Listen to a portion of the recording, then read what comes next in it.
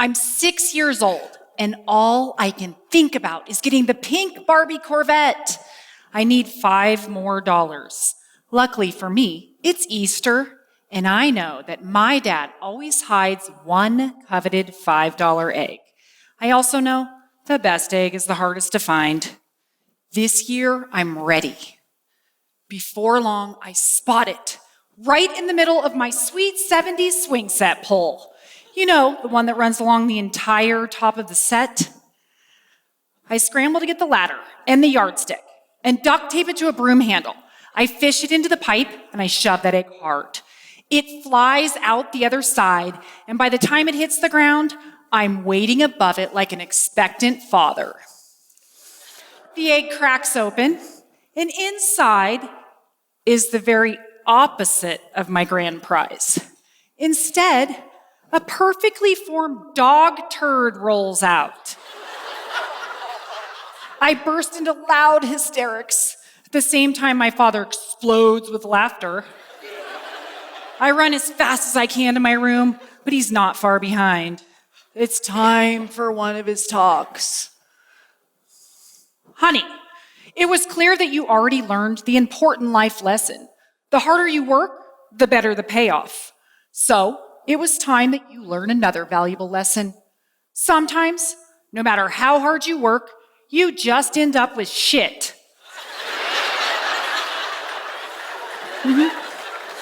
And who better to teach just this sort of hard-hitting, direct, and painful life lesson to 6-year-old me than my father? I'm a divorce attorney. I've been practicing for over 20 years. I began in Los Angeles, but I've owned my firm in Nevada since 2001. My firm has a particular subspecialty, men's rights.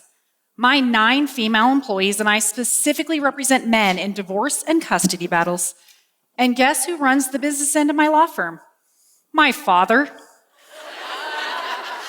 In my practice, we've represented over 2,000 men, 650 of whom are fathers. My expertise not only comes from my career, but just as much from my personal life. I'm a mother. My children are 23, 15, 12, and barely 3. They come from 2 different mothers and 3 different fathers. Hooker. Let me explain. I helped my ex-husband raise our 23-year-old son, whom I didn't birth, from age 5. I share custody of my 15-year-old daughter with the same father.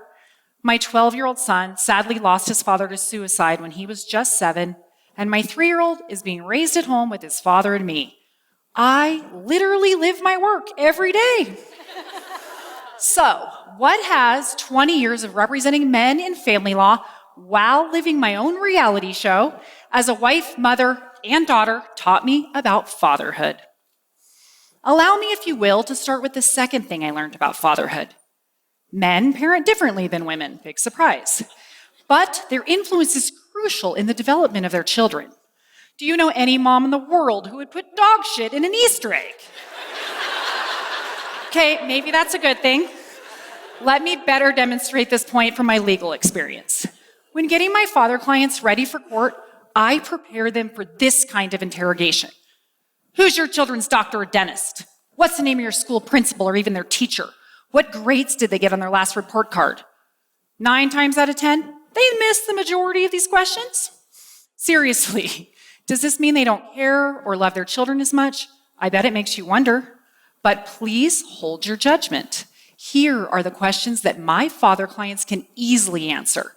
If your son could be a superhero, what would his power be? What kind of monsters do your kids fear? How high does your daughter feel comfortable flying in a swing? What makes your son feel defeated?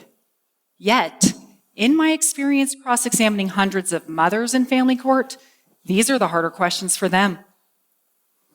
Most of us know motherhood brings with it a sixth sense and an unspoken bond to our children. But what about fathers? Even fathers feel insecure about this reality. After representing 650 fathers, I can count on one hand those that felt secure in their instinctive role and significance to their children.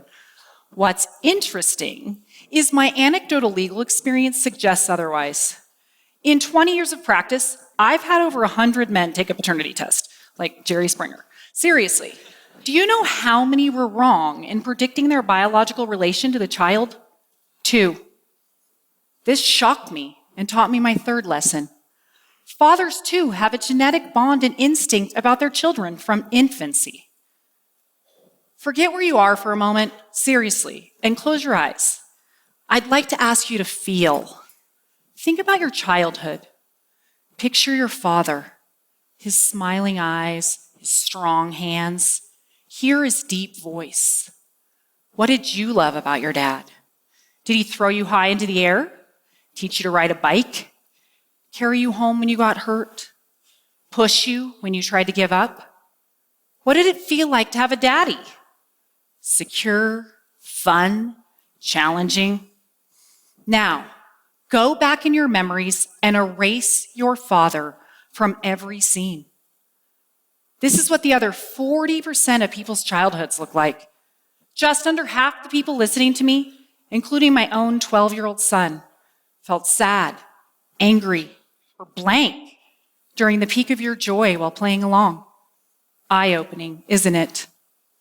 Nearly 2 of every 5 children in America are growing up without their fathers, or 17 million, according to the 2016 census. Other sources estimate as many as 30 million.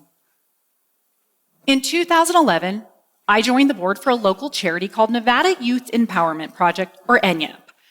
ENYEP is a housing program for homeless girls ages 18 to 24.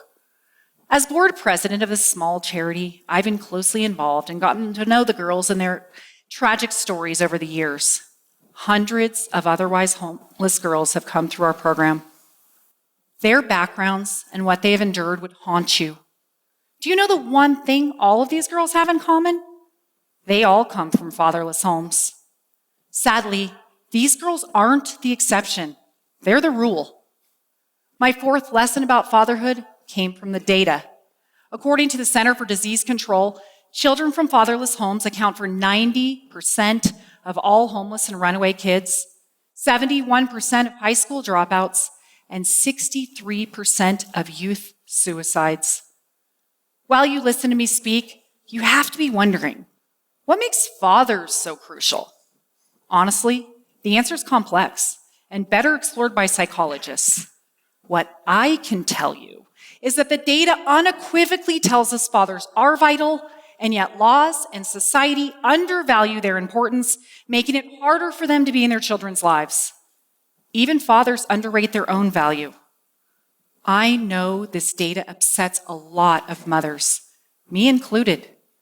But advocating for fathers isn't about diminishing mothers. While children deserve both parents whenever possible, this crisis is specific to fathers. The occurrence of fatherlessness is epidemic. The effects are catastrophic, and the causes are male gender specific. Nearly 30 years ago, leading child psychologist Michael Lamb reminded us, fathers are the forgotten contributors to child development. Yet, researchers have found that children with involved fathers have stronger cognitive and motor skills, elevated physical and mental health, become better problem solvers, and are more confident, curious, and empathetic. Sadly, we've had this data for 30 years, and fatherlessness has only continued to rise during this time. The main contributors to fatherlessness are divorce and out-of-wedlock births. Every 13 seconds, someone in America gets divorced. That equates to almost 2.5 million divorces a year. Lucky me. Currently, more than 40%, or 1.5 million babies, are born out of wedlock each year in the US. And this brings me back to the first and most significant thing that my career has taught me about fatherhood. Family court is one of the critical places where fathers are disadvantaged, and this hurts kids. Historically, this maternal preference was solidified in the tender years doctrine, which mandated custody of children under age 4 be awarded to mothers. This doctrine was in use until the 80s. As the laws progressed, visitation for fathers improved, but it took a lot of years before the law was finally gender equal. In fact, It wasn't until 2017 that Nevada finally adopted a presumption for joint physical custody. When I began my practice, and until 10 years ago, the best my father clients could expect was every other weekend visitation and maybe a dinner on the off week. While significant legal progress has been made, this long-standing bias against fathers still occurs in the enforcement of custody orders, in child support rulings, and it exists in paternity laws. All the while, the number of kids growing up without dads continues to rise. Between 1960 and 2016, the percentage of children growing up with just mothers nearly tripled, from 8 to 23%. Paternity laws desperately need more reform to protect the 40% of children born out of wedlock each year in the US. Right now, once custody has been ordered, it's illegal to remove a child from their father, usually a felony. But it's perfectly legal in all 50 states for a woman to conceal her pregnancy, leave the father's name off the birth certificate, and never tell him he is a child, ever. How is this not kidnapping? Just as horrible, a woman can knowingly list the wrong father on a child's birth certificate, deceive him, and a short while later, in many states, the wrong man becomes that child's legal father forever. He's obligated to a child that isn't his, and that child just lost their real father with little to no recourse. This is a betrayal of the worst kind, and the law not only allows it, it creates the opportunity. This is what we know. Every bit of data we have tells us children need their fathers. The law, its application, and society at large disfavor fathers. The law is improving, but the statistics are not. So, what can you do? We are the change makers, all of us. If you're a father, make the effort. Do everything you can to be in your children's daily lives. If you're a mother, encourage and facilitate the relationship between your children and their father instead of trying to interfere or control it. If you're a child, spend time with your dad. Ask him to do something.